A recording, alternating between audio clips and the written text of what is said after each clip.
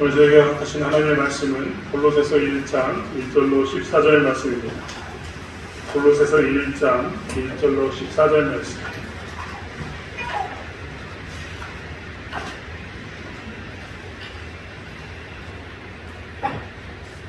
골로새서 1장 1절로 14절 말씀을 찾았으면 신약성경 324페이지에 있는 골로새서 1장 1절로 14절 말씀을 찾았으면 한 목소리로 함께 합독하시겠습니다.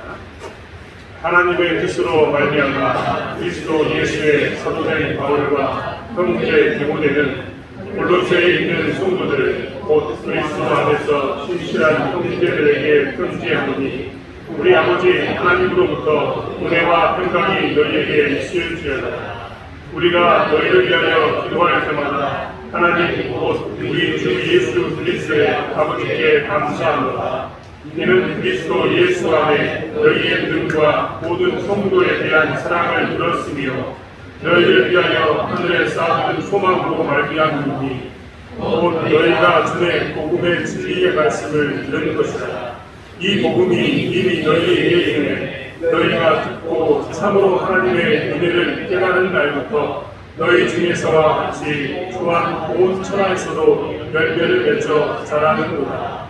이와 같이 우리와 함께 종된 사랑하는 에바브라에게 너희가 배웠나니 그는 너희를 위한 그리스도의 신실한 일꾼이요 성령 안에서 너희 사랑을 우리에게 알린 자니라. 이로써 우리도 듣던 날부터 너희를 위하여 기도하기를 그치지 아니하고 구하노니 너희로 하여금 모든 신령한 지혜와 총명의 하나님의 뜻을 아는 것으로 채우게 하시고 주께 합당하게 행하여 범사에 깊게 하고 모든 선한 일에 열매를 맺게 하시며 하나님을 아는 것에 자라게 하시고 그의 영광의 힘을 따라 모든 능력으로 능하게 하시며 기쁨으로 모든 견딤과 너의 참음에 이르게 하시고 우리로 하여금 빛 가운데서 성도의 기업 부분을 합당하게 하신 아버지께 감사하게 하시기를 원하노라. 그가 우리를 흑암의 권세에서 그의 사랑의 아들의 나라로 옮기셨으니 그 아들 안에서 우리가 승리한 곧 죄사함을 얻었도다. 아멘. 코로나가 심각해져서 국가에서는 새로운 방역 지침을 내려놓았습니다. 그동안 저희도 좀 더 편하게 예배를 드렸었는데 그리고 방역 절차를 지켜서 최대한 간격을 유지해 주시고 마스크는 꼭 함께 쓰고 있었으면 좋겠습니다. 저도 오늘은 마스크를 쓰고 설교를 할 텐데요. 좀 답답하시겠지만 이 부분을 잘 참아주시는 저 여러분을 위했으면 좋겠습니다. 골로새서 교회에 쓴 편지가 오늘 사도 바울이 골로새서에 쓴 편지가 골로새서입니다. 사도 바울은 각각의 교회에 편지를 많이 썼습니다. 특별히 사도 바울이 1차 전도여행을 가고 2차 전도여행을 가고 3차 전도여행을 갔습니다. 그러다 보니까 아시아에도 유럽에도 많은 교회들을 세우게 됐습니다.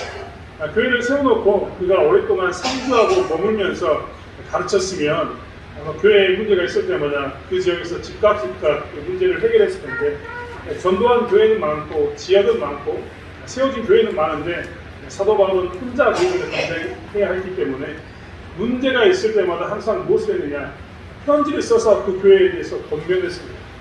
너희들에게 지금 직면한 문제가 이런 건데 그것의 하나님의 뜻은 이런 거야 라고 설명했던 수많은 편지들이 여기에 남아있습니다.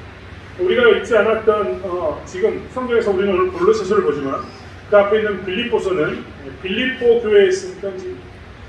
그리고 그 뒤에 있는 에베소서는 에베소 교회에 쓴 편지이기도 합니다. 이렇게 많은 편지들을 사도 바울이 쓰면서 무엇을 했느냐 그 지역에 있는 성도들이 교회가 잘 세워지기를 지켜지기를 원하면서 편지를 썼습니다. 그런데 오늘 골로새서는 사도 바울이 쓴 편지 중에 좀 독특한 편지입니다. 좀 더 구별된 편지인 겁니다. 왜냐하면 그동안 우리가 본전 읽었던 빌립보서나 에베소서나 이런 모든 교회는 사도 바울이 전도여행을 다니면서 하나씩 자기가 개척한 곳입니다. 그 에베소서에 가서 머물면서 에베소 교회를 세웠고 빌립보 교회를 세웠고 고린도 교회를 세웠고 이렇게 교회를 세웠는데 이 골로새서라는 이 골로새에 있는 교회만큼은 사도 바울이 세우지 않았습니다. 사도 바울이 에베소에서 머문 시간이 굉장히 길었는데 그의 사역 가운데서 가장 오래 머문 장소 하면 에베소서와 고린도를 얘기할 수 있는데 에베소에서 머무는 동안 에베소서하고 연결된 도로가 에베소서에 연결되어 있어서 이렇게 쭉 연결되어 있었는데 그 연결된 도로의 중간쯤에 에베소서에서 한 160km 정도 떨어진 곳에 골짜기가 있었고 그 골짜기에 마을이 있었습니다. 그 마을이 골로새입니다. 이 마을의 주 특산품은 뭐였냐면 양털이었습니다. 양털을 잘 깎아다가 값비싼 양털을 당시의 항구 도시였던 에베소서까지 내다 파는 그 장사를 하는 사람들이 굉장히 많았습니다. 도로가 잘 연결되어 있으니까 160km를 떠나서 여기까지 와서 물건을 팔았던 겁니다. 그 중에 누가 있었느냐? 그 중에 에바브라라는 사람이 있었습니다. 이 에바브라라는 사람이 에베소서에 머물면서 뭘 했느냐? 장사하러 와서 양털을 팔러 왔다가 에베소서에 와서 사도 바울을 만나게 됩니다. 그리고 사도 바울의 그 복음을 듣고 그가 무엇을 하느냐? 자기 고향 골로새로 돌아갑니다. 골로새로 돌아갔던 그가 무엇을 했느냐? 자기 고을에 복음을 전하는 일들을 감당하게 됩니다. 이 골로새라는 지역에 교회가 없기에 그가 무엇을 했느냐? 교회를 세웠습니다. 그래서 성경에 있는 많은 교회 이름들 중에 사도들이 개척하지 않은 교회가 있는데 그게 바로 이 골로새 교회입니다. 이 골로새 교회가 자생적으로 에바브라라는 사람에 의해서 자생적으로 세운 교회였고 그 교회이다 보니까 이 골로새 교회 사람들에게 있어서는 여러 가지 문제들이 걱정들이 있었는데 그것에 대해서 사도 바울이 편지를 써준 겁니다. 오늘 저희는 그래서 이 골로새서를 통해서 우리는 하나님의 말씀을 좀 살펴보기를 원합니다. 먼저 오늘 사도 바울은 골로새 교회에 편지를 쓰면서 너희에게 있는 에바브라가 신실한 일꾼이다라고 선포해주고 있습니다.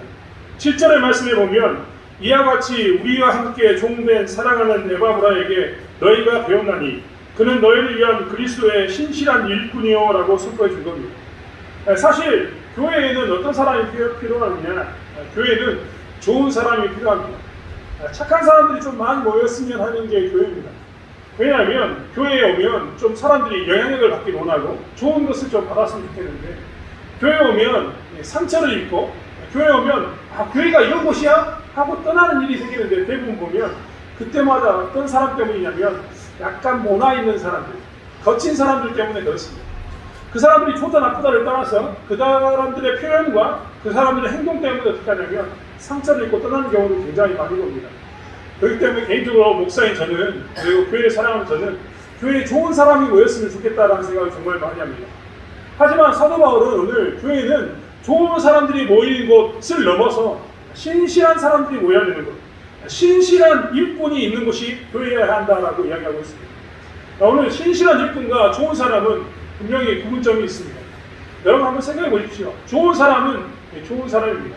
아마 화를 내지 않거나 그가 내가 뭔가 실수를 했어도 넉넉하게 용서해주는 사람을 우리는 대부분 다 좋은 사람이라고 이야기할 겁니다.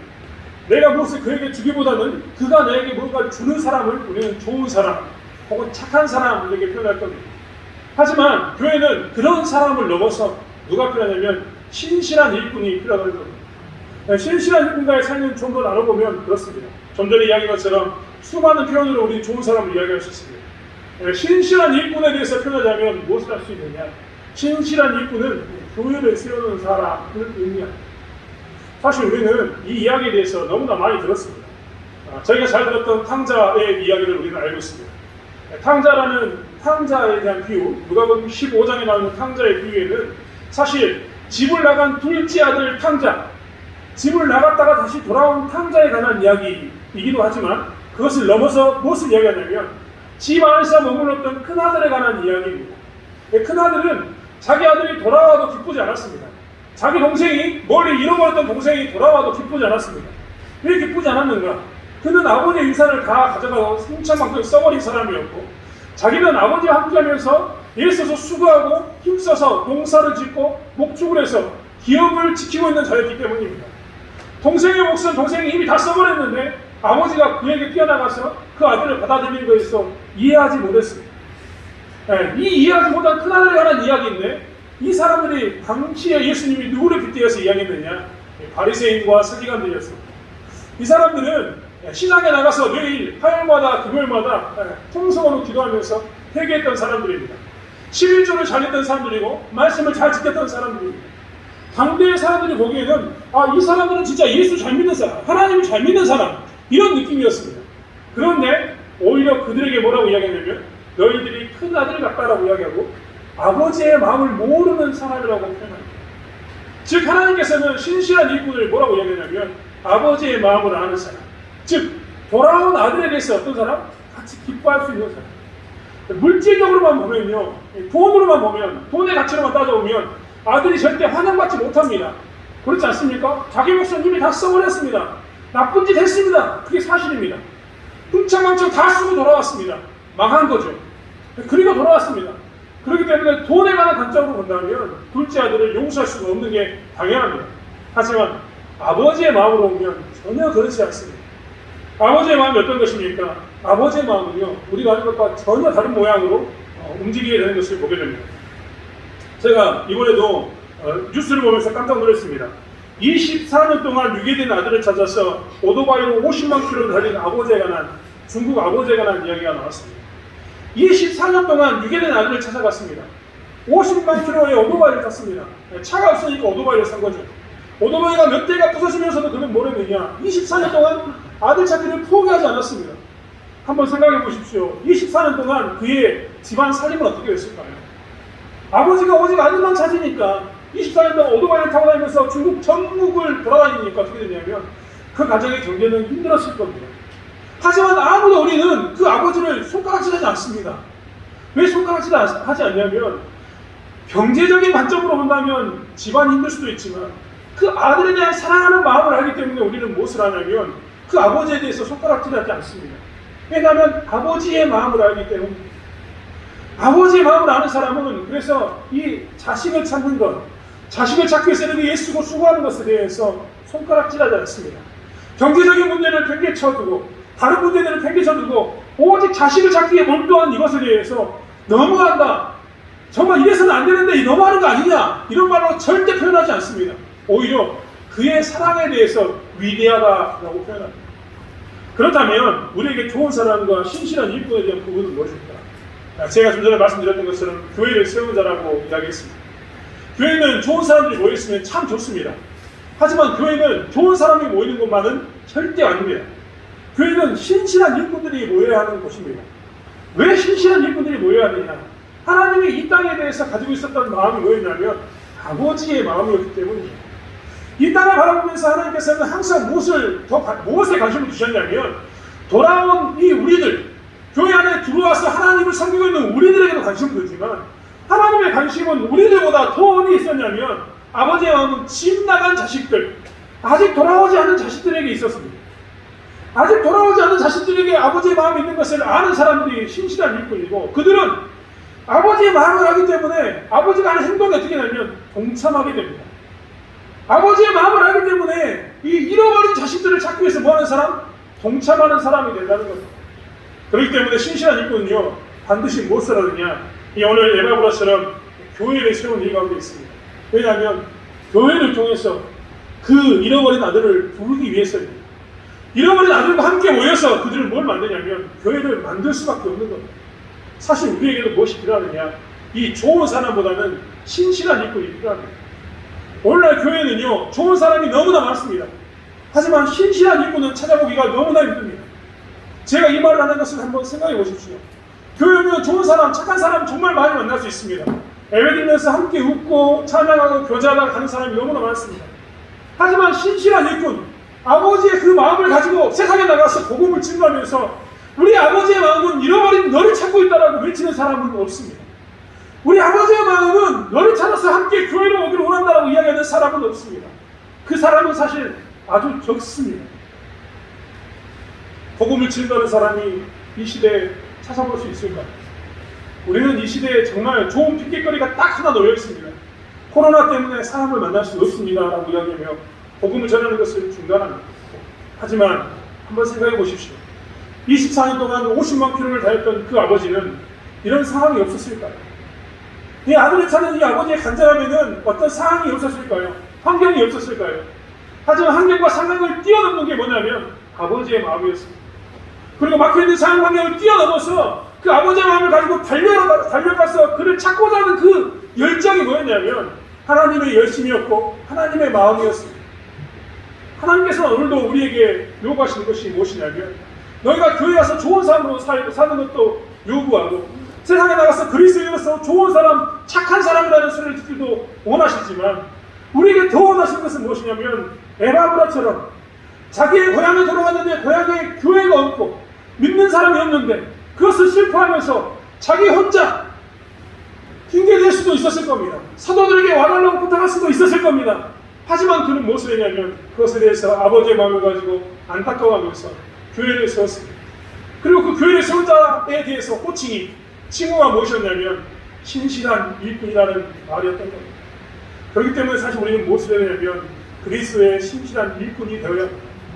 교회는 그리스도의 신실한 일꾼이 넘쳐나는 곳이 되어야 되는 것이 교회입니다. 좋은 사람으로 만족하는 것이 아니라 저 사람들은 참 착한 사람이라는 말로 만족하는 것이 아니라 세상에 나가서 가끔은 욕을 얻어먹고 손가락질을 당하고 왜 그러냐 이것만 안 했으면 넌 정말 좋은 사람인데 라는 말을 들을지라도 우리는 무엇을 해야 되느냐 예수 그리스도의 복음을 증거하는 신실한 일꾼이 되어야 합니다. 복음을 가지고 나가서 전하면 가끔은 껄끄럽기도 하고 부딪히기도 하겠지만 그럼에도 불구하고 뭘 해야 된다고요? 그리스도의 신실한 일꾼으로서 우리가 살아야 된다는 것입니다. 바로 이런 모습, 이런 삶을 사는 것이 우리가 원하는 그리고 하나님이 원하는 신실한 일꾼의 삶입니다. 사랑하는 성도 여러분, 우리가 다시 한번 이 대창교회를 섬기면서 그리스도의 신실한 일꾼이 되기를 원합니다.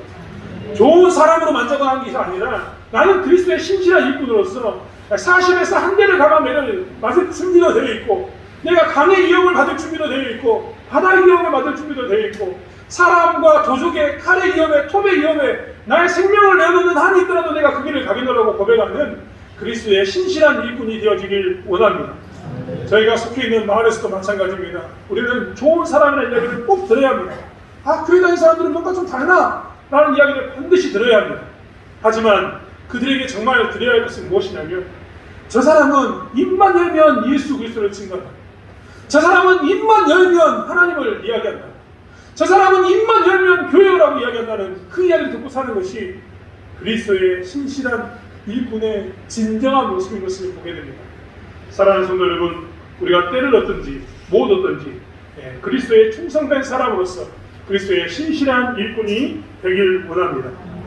두 번째로 하나님께서는 오늘 말씀을 통해서 우리에게 무엇을 주시느냐, 우리가 누려야 할 것은 무엇이냐면 형제애이다라고 이야기하고 있습니다. 형제애입니다.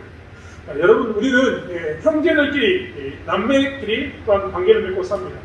저희 집도 사남매가 있는데 사남매가 정말 형제로 똘똘 뭉치기 원합니다. 하나가 되었으면 좋겠습니다. 그런데 사실 이제 어른이 되다 보면 형제를 갖는 것이 참 어렵습니다. 동료의식을 갖는 게 참 어렵다는 겁니다. 어른이 되면 될수록 각자 독립해서 스스로의 가정을 세워가고 가정을 세우다 보면 형제들끼리 좀 멀어지게 되고 이런 모습이 되는 게 보편적으로 나타나는 우리의 모습입니다. 그러면 언제 형제가 나타나는가? 그렇게 떨어져 있어도 언제 형제가 나타나는가? 그것은 정말 아이러니하게도 공통된 목표가 있을 때 형제가 나타납니다. 공통된 목표가 좋은 것이면 참 좋을 텐데 어떤 데는 안 좋은 것일 때도 그들은 어떻게 되냐면 공통된 목표만 있으면 형제가 나타납니다. 여러분, 지금 저희는 올림픽을 하고 있지 않습니까? 올림픽을 하면서 여러분 TV 보십니까? TV 보시면서 축구 보셨습니까? 혹시 야구 보셨습니까? 이런 것을 보면서 우리는 뭐 하냐면 올림픽이라는 것을 통해서 대한민국이라는 나라의 국민으로서의 그 하나됨을 느끼고 있습니다. 동질감을 느끼고 있는 거죠.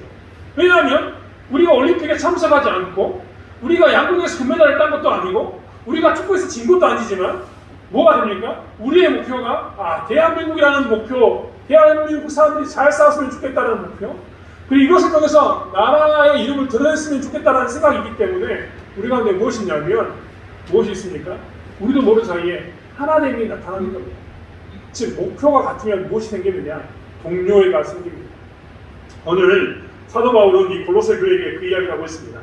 4절과 5절 말씀을 이렇게 기록하고 있습니다.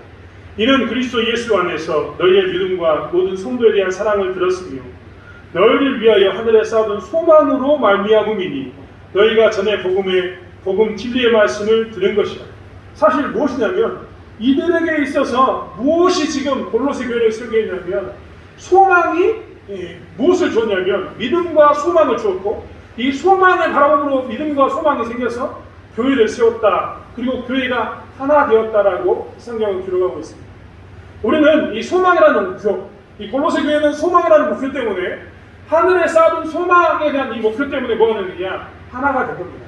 교회를 세울 수가 있었던 겁니다. 그들이 하늘에 대한 소망을 뒀던 것은 무엇입니까? 그들이 이제는 예수 그리스도를 믿음으로 복음을 받아들임으로 뭐가 생겼습니까? 이 땅에서의 삶이 모든 것이 아니라 하늘에서의 삶, 아버지와 함께 사는 삶이 진정한 목표라는 것을 알았습니다. 그러다 보니까 그들은 어떻게 되느냐? 그 하늘에 둔 소망, 그리스도께서 계신 그 천국에 대한 소망 때문에 무엇이 생겼느냐? 이 땅에서 믿음을 가지고 사랑을 행할 수 있었습니다. 믿음을 가지고 사랑을 행하는 그 대표적인 증거가 사도행전에 나와 있습니다. 사도행전 2장과 사도행전 4장에는 어떤 이야기가 나와 있느냐? 성도들이 예수 그리스도를 만남으로, 예수 그리스도를 인격적으로 만남으로 하늘에 대한 소망이 생기는데 그때 나타났던 일들이 사도행전에 뭐라고 나타났냐면 이렇게 나타나 있습니다. 제가 한번 읽어드리겠습니다. 사도행전 4장 32절부터 35절의 말씀을 제가 한번 읽어드릴게요. 다른 것도 많지만 여기에 가장 잘 나와 있어서 이야기됩니다. 믿는 무리가 한 마음과 한 뜻이 되어 모든 물건을 서로 통용하고 자기 재물을 조금이라도 자기 것이라 하는 이가 하나도 없더라. 사도들이 큰 권능으로 주 예수의 부활을 증언하니 무리가 큰 은혜를 받아 그 중에 가난한 사람이 없으니 이는 밭과 집이 있는 자는 팔아 그 파는 것의 값을 가져다가 사도들의 발 앞에 두매 그들이 각 사람의 필요에 따라 나누어 줍니다. 사실 어떤 일이 있었냐면 하늘에 대한 소망이 생기면 그들의 삶이 바뀌게 되는데 믿음 안에서 사랑이 나타나게 되는데 어떻게 나타나느냐? 이런 모양으로 나타나게 된다는 겁니다. 그들의 가운데 물건을 통용하기 시작합니다. 그리고 부활을 증거하기 시작합니다. 그리고 가난한 사람이 없을 만큼 그들의 모든 물건을 하나님께서 서로 나누는 공동체가 되어버립니다. 하늘의 소망을 둔, 즉 예수 그리스도를 믿기만 하면 그들 가운데 무엇이 나타나냐면 세상 사람들은 자기 것을 어떻게든 움켜쥐고 자기의 재산을 늘리려고 하는데 예수 믿는 사람은 하늘에 있는 소망 때문에 뭘 했다고요? 믿음 가운데 사랑을 베풀고 사는 그 삶을 살게 되었다는 겁니다. 이럴 때 무엇을 느끼게 되느냐? 형제를 느끼게 됩니다. 여러분 그렇지 않습니까? 내가 힘들고 어려울 때요, 내 동생이, 내 형이 나를 도와주면 그때 뭘 느낍니까? 형제를 느끼게 됩니다. 정말 내가 힘들었는데, 내가 정말 물질 때문에 너무나 힘든 시기를 보내고 있었는데 아무 조건 없이 나에게 물질을 주는 사람, 형제를 느낄까요? 안 느낄까요? 그 사람에게 형제를 느낍니다. 내가 아파서 전전긍긍하면서 그 아는 몸을 가지고 누워있는데 나에게 찾아와서 나와 함께 그 아픔을 같이 논해주는 사람, 그리고 나를 병원에 데려가주는 그 사람에게 무엇을 느끼냐면 가족의 형제를 느끼게 된다는 거예요. 이런 것이 다 어디서부터 오느냐? 어디서부터 왔다고요? 하늘의 소망을 두었을 때 오게 됩니다. 교회는 그래서 사실 무엇을 해야 되느냐? 형제를 누리는 곳이 되어야 합니다. 하늘에 대한 소망 때문에 우리가 형제 자매라고 부르는 이 가운데서 진정한 형제를 누려야 된다는 거예요. 교회에 나왔어요. 교회에 나오는 사람들이 교회에 안 나오는 이유 중에 첫 번째가 무엇이냐면 자기에게 남들이 잘해줘서가 아니라 소속감이 없어서입니다. 재밌죠? 설문조사를 해보면 당신은 왜 교회에 나가지 않습니까? 왜 교회에 나가다가 그만뒀습니까? 라고 물어보면 나는 그곳에서 소속감을 느끼지 못했다라고 이야기합니다. 소속감을 느끼지 못했단 말이 뭡니까? 그 안에서 형제를 누리지 못했다. 내가 정말 교회 식구인 줄을 몰랐다라는 말을 하게 된다는 겁니다. 그렇기 때문에 교회는 사실 무엇을 해야 되냐면 형제를 느끼는 곳이 되어야 합니다. 그리고 형제를 느끼는 곳이 될 때가 뭐가 되냐면 그게 진짜 오늘 골로새 교회 이야기 것처럼 진정한 교회, 참된 교회가 된다는 겁니다. 사랑하는 성도 여러분, 우리는 우리 주변에게 어떻게 형제를 느끼게 할까요? 새로운 사람들에게 어떻게 그들에게 소속감을 느끼게 하고 우리의 가족이라는 그리스도 안에서 하나가 되었다는 것을 느끼게 할 수 있을까? 예수님께서는 말씀을 통해서 항상 우리에게 하시기를 그리스도를 머리로 한 몸된 교회의 하나됨을 힘써 지키라고 선포하셨는데 어떻게 하면 우리는 이 교회 안에서 형제를 누리게 하고 그리스도 예수 안에서 하나님을 경험하게 할 수 있을까요? 이것이 우리의 숙제입니다. 대창교회가 가장 교회다운 모습을 회복하려면 무엇을 가져야 되느냐? 교회에 들어오는 모든 사람들이 형제, 즉 교회 안에서 하나됨을 경험해야 되는 것을 보게 됩니다. 사랑하는 성도 여러분, 우리는 어떻게 그들에게 다가가야 합니까? 사실 우리에게는 낯선 사람들이 오기도 합니다. 우리에게 전도되어서 처음 이 교회에 밟은 사람들이 있습니다. 그들에게 우리는 어떻게 해야 합니까? 저는 교회 다니면서 많은 사람들이 친하게 지내는 것을 많이 봤습니다. 정말 동의합니다. 교회 다니면서 서로에게 친하게 지내야겠죠. 특별히 우리는 지역교회이기 때문에 마을별로 더욱더 친할 줄 믿습니다. 그렇지 않습니까? 구실마을 사람들은 구실마을 사람들이 차를 타고 오니까 더 친해집니다. 저기 영암리 사람들은 영암리에서도 차를 타고 오니까 어떻게 될까요? 더 친해지죠. 같이 살다 보니까 더 친해집니다. 이것이 나쁜 것은 절대 아닙니다. 하지만 우리가 유의해야 합니다. 뭘 유의해야 합니까? 나의 이렇게 친한 이 모습 때문에 누군가가 우리 가운데 들어오지 못하는 것은 아닐까?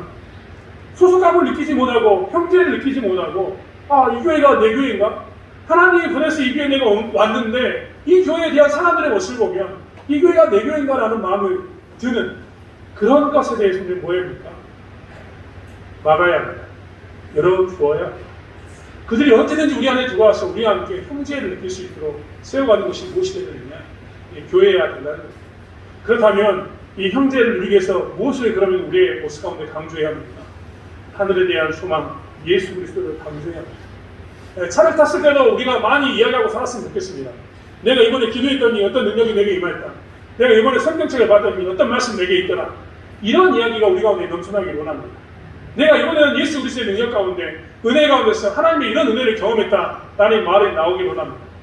사실 여러분 그렇지 않습니까? 도시에서 온 사람에게 이번에 고추가 몇 근 땄어 라고 이야기하면 도시에서 온 사람이 이해할 바가 어디 있습니까?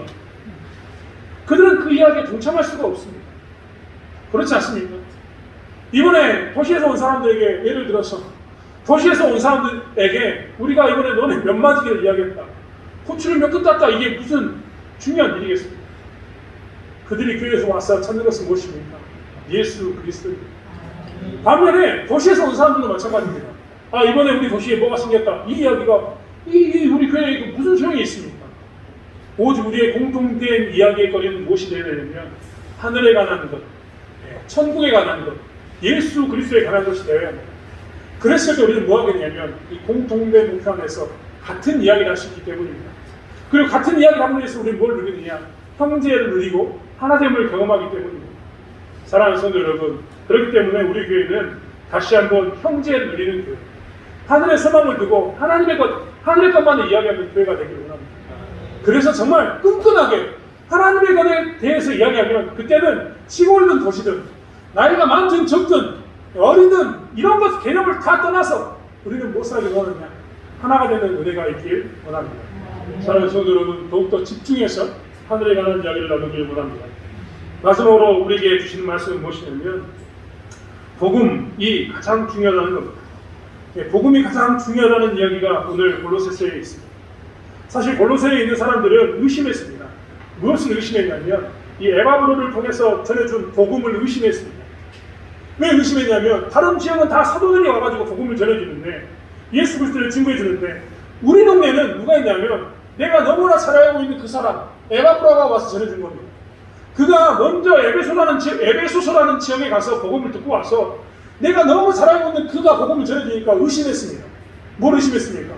남들은 다 사도들이 전해주기 때문에 그것이 복음이라고 알고 있었는데 너는 사도도 아닌데 우리에게 와서 복음을 전했느냐? 나하고 늘 같이 있었던 네가 와서 전해준 그 복음에 대해서 나는 약간 의심이 생긴다라는 그 생각을 가지고 있었습니다. 근데 사도 바울이 오늘 말씀을 통해서 뭐라고 이야기하냐면 오늘 그것에 대해서 이야기합니다. 5절의 말씀은 너희를 위하여 하늘에 쌓아둔 소망으로 말미암음이니 곧 너희가 전에 복음의 진리의 말씀을 들은 것이라.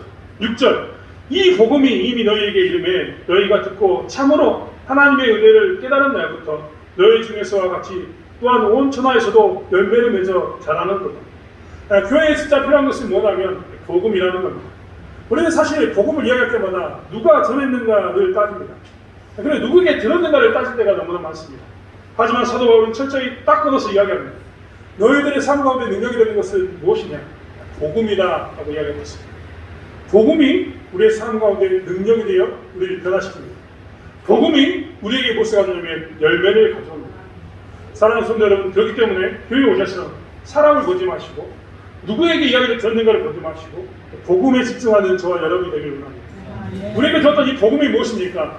예수 그리스도의 십자가에 못 박혀 죽으심입니다. 이것을 믿기만 하면 우리는 하나님의 양자가 되는 것이고 아들이 되는 것이고 하나님의 아들로서 천국에 대한 소망을 갖게 됩니다. 이것이 복음입니다. 이 복음이 있다면 우리는 그 복음에 집중하여서 복음의 은혜를 누려야 될 줄 믿습니다. 우리는 대부분 다 누군가 전했는가에 따라서 복음의 능력을 행할 거라고 이야기하지만 말씀은 전혀 그렇게 이야기하고 있지 않습니다. 로마서 1장 16절의 말씀에도 뭐라고 이야기하냐면 이 복음은 모든 믿는 자에게 구원을 주시는 하나님의 능력이다라고 선포하고 있습니다. 이 복음 자체가 능력이지 누가 전하는가가 능력이 아니라는 겁니다. 사실 어린아이가 전하여도 복음이 능력이 됩니다. 정말 이 나의 지긋지먹은 정말 이 할아버지 할머니